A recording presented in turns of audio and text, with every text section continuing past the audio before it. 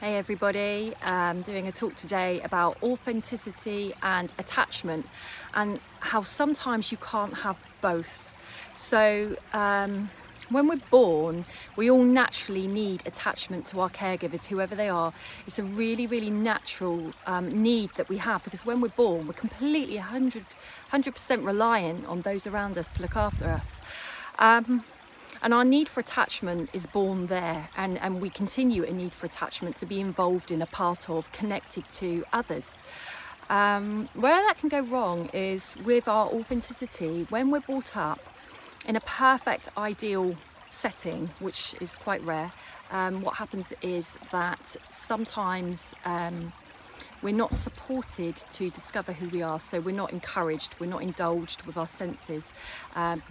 It's a generational thing as well, but originally it was quite common for caregivers to want their offspring to be the same as them and to follow the family bloodline and to do the things that the family do and uphold that reputation and that family name.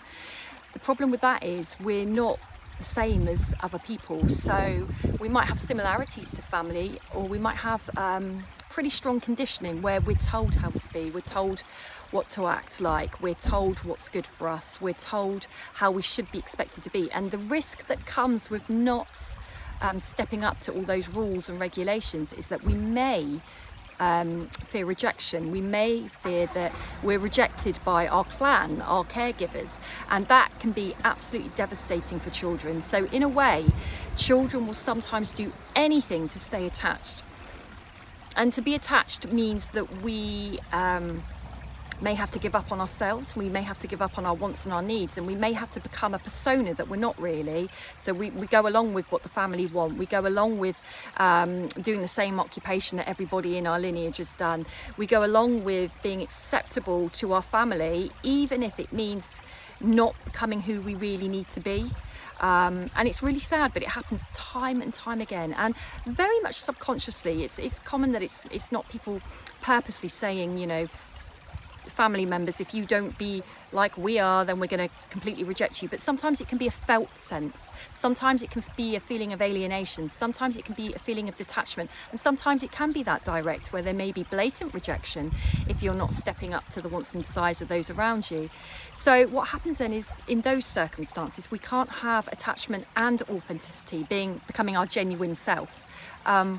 So usually what happens is we have to pick one, and often it's the case that we sacrifice our authenticity in order to keep attachment to those around us, because our need to be connected, our need to be loved, wanted, accepted and a part of becomes greater than the need for authenticity. But what happens then is we breed children going into adulthood who are very unhappy, who don't know who they are, existential questions of who am I?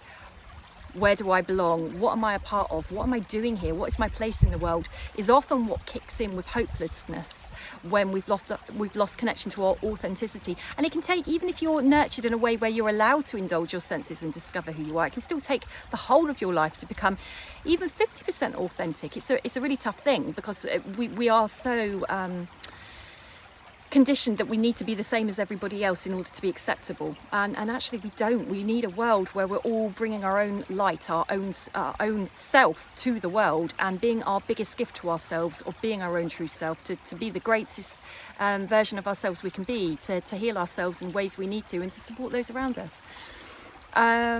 How do you not give up on attachment in order to have authenticity? I don't know the answer to that, because when you're young is usually when that starts to happen. We don't even do it consciously, it just happens. I don't really know the solution to that. I gave up a lot of my authenticity unbeknown until I found my way, and I'm still finding my way. So it's definitely doable. If I can do it, other people can do it. But if you're sitting there thinking, who am I? Why don't I know who I am in your adult life? Maybe look back to why you may not have discovered who you were growing up. And that's not, pointing the fingers at anyone saying you've taken away my authenticity, because nobody can take away our authenticity. We can allow it not to grow. But you can still find it now, and it will be about, who are you that's separate to everybody else? It is in your individuality. We don't need to be the same as everybody else. We absolutely don't. We're all needed simply to come as who we are, and that's how you make a change in the world. Are you needing your authenticity, or are you needing attachment? In reality, it'd be brilliant to have both. It doesn't always work that way.